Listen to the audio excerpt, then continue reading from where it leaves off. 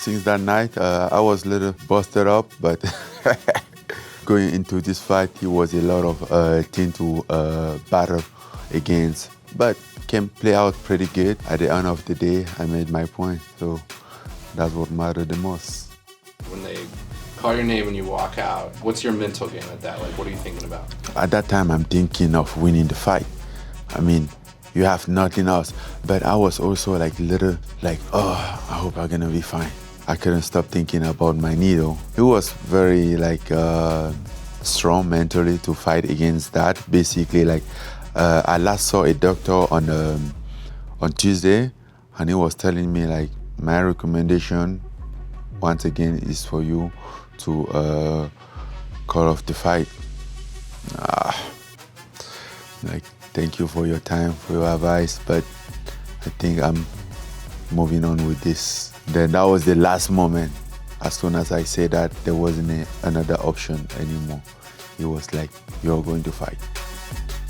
The first thing up on our game plan was like to put him on his heels all the time, so he's gonna be backing up. That way, after like 2-3 rounds, he won't be able to move as much as he moved. And at that time, I just have to make sure that I don't get exhausted. We knew I wasn't going to be able to move as I used to, or wasn't going to be able to kick or to be comfortable on my feet. So we were very aware of that handicap.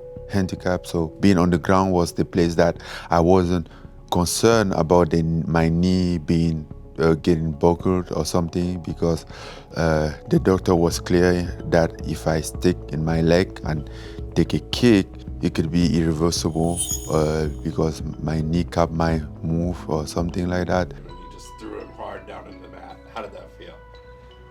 I don't know. During the fight, I just want to win the fight, take the position and all the stuff. I didn't know how big that slam was. Two of us combined, he was 300 pounds, 500 pounds in that octagon. So yeah, he must sound like a truck. I think he hit me multiple times, more than 2, but I didn't feel it like I was in danger though. Going to the fight, I knew that I'm gonna take hit basically from him, and I know like I'm just gonna put him pressure, make him work. It's gonna get tired. You put everyone in some position, they get tired. If they say somebody don't get tired in this sport, it's because you haven't found his weak spot yet.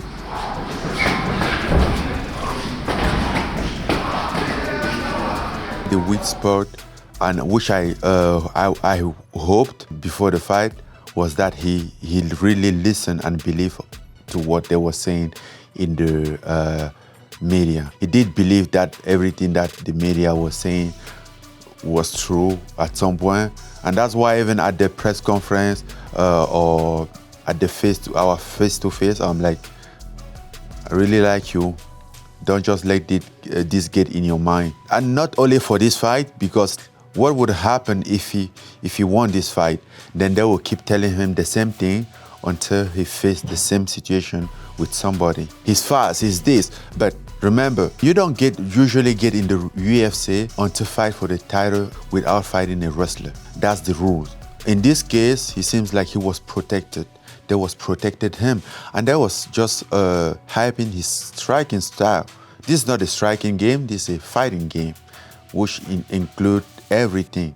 Like, and then when you start to really take the wrestling and the grappling seriously, that take a little bit out of your striking, because it's not the same confidence when you really know that you can be taken down, or when you're thinking of a potential opportunity of taking somebody down, So, I mean, yes, he's a good kickboxer, but as a MMA, that shows that there is a huge opening there to be explored.